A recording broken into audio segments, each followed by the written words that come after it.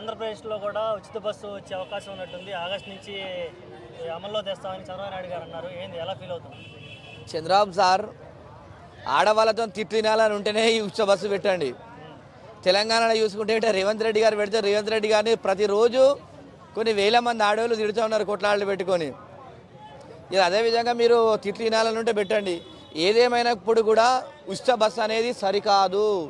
ప్రభుత్వాలు అనేటివి ఉచితాలు ఇవ్వద్దు, రేట్లు తగ్గించండి. రేట్లు తగ్గించాలి తప్ప ఉచిత బస్సు అని పెడితే అది సరికాదు. ఎందుకంటే రాష్ట్రంలో ఉన్నటువంటి ఆర్థిక వ్యవస్థ దెబ్బతింటుంది.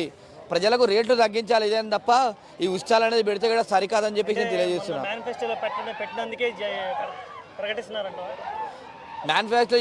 ప్రకటించాలంటే ఇప్పుడు మనం చూసుకుంటే గట్రా వారు తెలంగాణను ఆయన చూసి అనాలిసిస్ చేసుకోవాలా.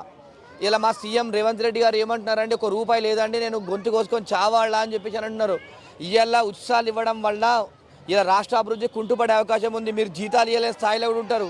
ఇలా రాష్ట్రం అభివృద్ధి కావాలి, అభివృద్ధి పడదని నడపాలంటే ఉద్యోగుల జీతాలు ఇచ్చి ప్రభుత్వ ఉద్యోగులు సక్రమంగా రాష్ట్రానికి సేవ చేస్తేనే ఇలా గవర్నమెంట్ నడుస్తుంది. కాబట్టి కంపల్సరీ మీరు ఉత్సాహాలు పెడితే గిట్ట ఇక్కడ ఉన్నటువంటి రాష్ట్రము ఆర్థిక వ్యవస్థ దెబ్బతినియాలా, కంపల్సరీ ఇబ్బంది అయ్యే పరిస్థితులు ఉంటాయి. ఎందుకంటే ఆంధ్రప్రదేశ్ రాష్ట్రం అంతంతగా డెవలప్ ఉన్నటువంటి రాష్ట్రము.